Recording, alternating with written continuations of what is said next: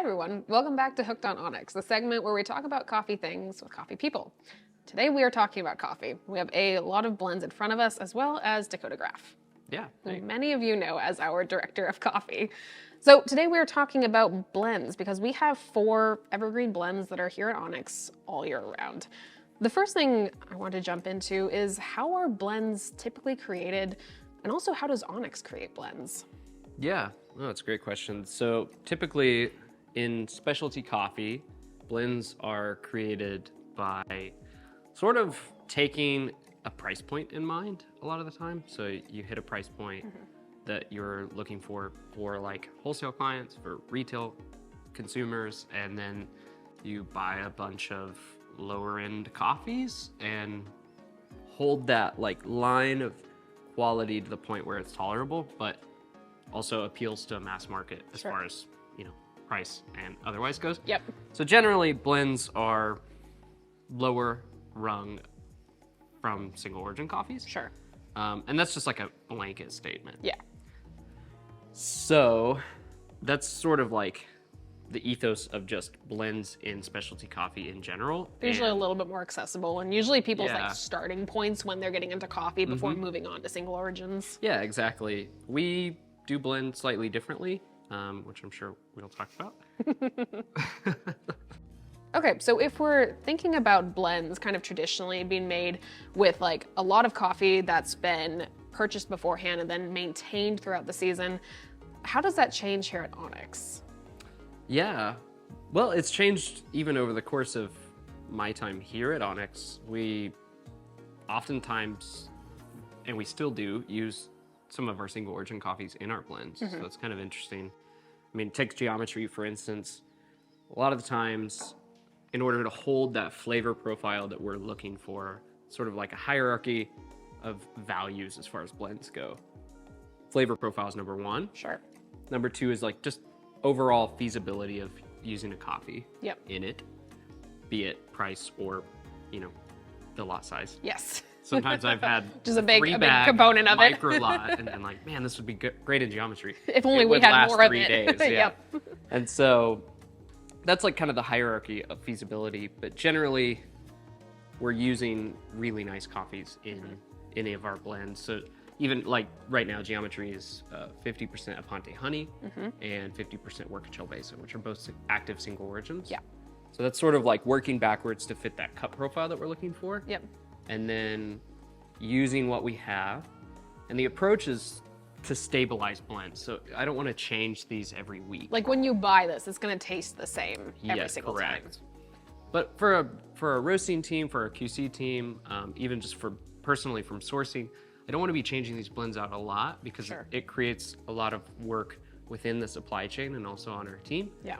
So I tend to buy larger lots that fit the general taste profile. With the intention for being for the blend, but at the same time, those coffees do change occasionally to maintain freshness. And I don't want to say like relevancy, but like kind of relevancy within the blend itself. Yeah, and I mean, even with that, I've sort of changed the philosophy in which we source coffee for, say, like Southern weather. Sure. So Southern weather tends to be really easy as far as sourcing coffees to hit this flavor profile. This flavor profile is kind of general, but the quality of that flavor profile is elevated. Sure. So I was sort of struggling with, traditionally we've used washed Colombian microlots for Southern weather for a long time. And it was sort of getting to the point where I could start sourcing these full container loads for Southern weathers, in specifically like in the Cauca region of Colombia, which I think fits the flavor profile really well. So we partner with Pergamino out of Colombia, and we build full container lots just for Southern weather, cleverly called Southern weather. Fancy that. So I have full container loads coming to our roastery just for Southern weather, which helps it stay completely stable year-round, which is really nice. And everything stays fresh because I'm constantly sourcing more of these containers to plug in. Same with Monarch. That tends to be Now, really these easy. blends are all a little bit different too. Be really cool to go over the actual profiles of these because they're evergreen, they're all year round. So if you find one you really like you can stick with that if that's your preferred coffee. Yeah. Start over here. Geometry. We love geometry. Actually, I always say that this is my personal favorite. Is it really? I'm allowed to have favorites. Yeah, you are. So geometry is my personal favorite. It tends to have the most active single origin coffees in the blends as well. So like I mentioned before, Ponte Honey, washed Huerca Chelbesa. This blend is, I don't like the term omni roast, but it is an omni roast. So this is a coffee. I think everything is an omni roast, but that's a whole other thing. We'll get that next video. But it's floral. It's very subtly fruity. It's delicate, it's tea-like, but when you pull on espresso, it's super sweet, and it actually has a lot of tactile. Yeah. It's, you know, silky. It can be even like medium high in body at times, and on filter, it's just excellent. Yeah. So geometry really is like a workhorse as far as that light roast goes. I would say like light up into medium roast, but this is. Sorry. You know, I was just gonna say, you'll also notice on top of all of the blends and on top of all of the Onyx boxes, there's kind of this scale of traditional to modern, speaking to just the coffee in general. So you'll see on here, geometry is a little bit more towards the modern side, whereas the one we'll get to next is a little bit closer to the more traditional side of like coffee, you know, flavor profiles. And that speaks to both roasting and sourcing from a taste perspective.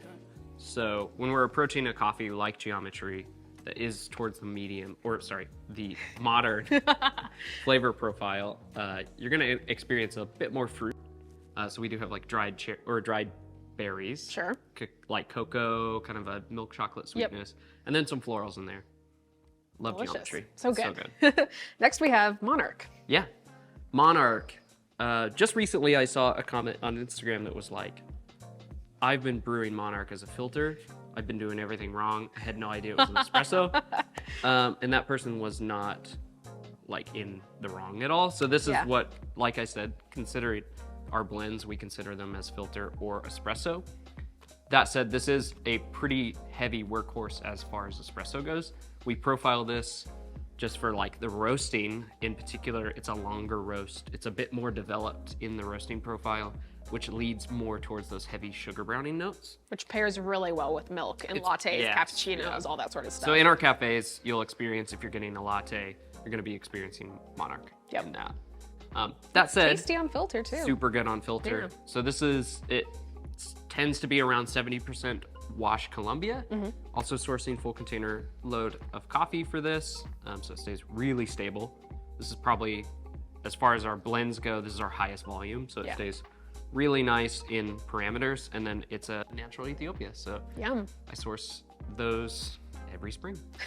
Fun stuff, which is the season we're in now. The general flavor profile is, it's going to be on that traditional side of things, so it is like a more developed roast. Sure.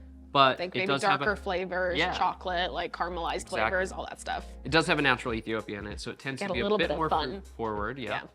But generally, this is a great coffee that I recommend to a lot of people who like more developed coffees or dark roasts, although I don't quite consider it. It's a good like gateway. It's a kind of a bridge between those two worlds. Yeah, exactly.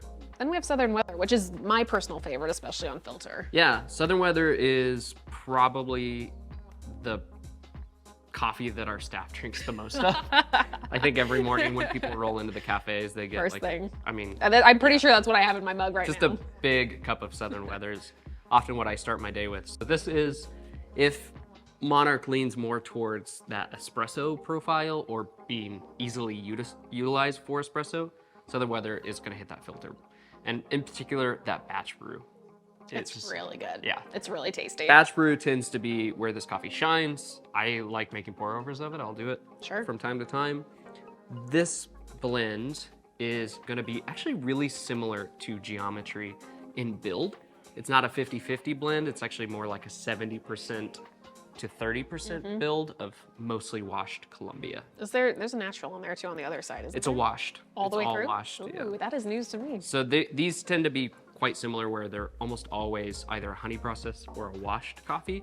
And that just hits that flavor profile of that citrus. You get some like candied walnuts or like candied almonds in there. A lot of caramel. So this hits like a really nice medium. Something that I like to kind of talk about when I'm thinking of Southern Weather is you can think as much about it as you want and go as deep into it as you want, because it's a complex cup of coffee. So you can have like a 25-minute experience. Be like, that coffee was awesome. Sipping it all the way through. Yeah, all the way through. Like up top, it's just gonna be like that big, sugar brownie note, caramel. But then as it cools, you get a little bit more of the delicate floral brightness kind of comes out. Yeah. Of it. Yep. So I think it's really great. I'll also just drink it in my car. You can kind of just chug it if you need to as well. And it's delicious both ways. So Southern Weather is definitely a staff favorite. It's great.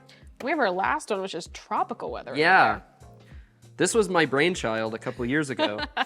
I mean, full transparency, what happened was I had a bit extra of some coffees from Bensa, Ethiopia. And I love the Bensa profile, and I was sort of thinking, I want to roast these coffees in a timely manner. I'm gonna make this blend. It's gonna be a seasonal blend. It's gonna be 50%. See how that worked out. 50% washed Ethiopia, 50% natural Ethiopia. It hits that like general Bensa, like tasty profile that I really love. So we did that. It was seasonal. Went really well. It's no longer seasonal. Tried to take it away, and people were upset. And so I decided, you know what, maybe I should approach this in a different way. Yeah. So we rolled all the way through with Tropical Weather. So this is our most fruit-forward blend. It's roasted really similarly to Geometry. So it's excellent on filter. It's also excellent on espresso. It's really fun on espresso. So this is a bright, fruity coffee. It's a lot of like sweet tea, a lot of like kind of just tea-like characters in general. It's very summery. Like very just summery, in every part of it. It's super fun. And then, just lots of fruits. So dried red fruits, even some more stone fruits, because it's, like I said, 50% washed and 50% natural. So you can kind of pick and choose your flavor profile. I'd say this is the thing I have the most limiting flavor notes on, because I just have so much more to say about this coffee. But it tends... It's either 0 or 100 on this one, yeah. But yeah, Tropical Weather is our newest evergreen blend by far. Yeah. And it's been going really well. It's a popular one. People really like it. It's really interesting. People I found that like dark roast, like Eclipse into Monarch, also really like Tropical Weather. Which kind of feels on the opposite end of the spectrum here. As far as roasting goes, it is definitely on the opposite spectrum, but those people who like those punchy flavors also like Tropical Weather. Yeah. Because it's bright, it's punchy, it's sweet. Got a lot of juicy flavor. Yeah, for lack of a better descriptor. Yeah, no, you're right. Well, cool. Well, there is clearly something for everyone in here, which I think is really special as far as our blend profiles go. Thanks for teaching us about these. Of course, anytime. And we will have these all linked down below. So if you'd like to learn a little bit more about any of them, which I'm not sure if you can possibly learn more than what we talked about today, but we will have all the listings down below, and we will see you all next time. Bye, everyone. Bye.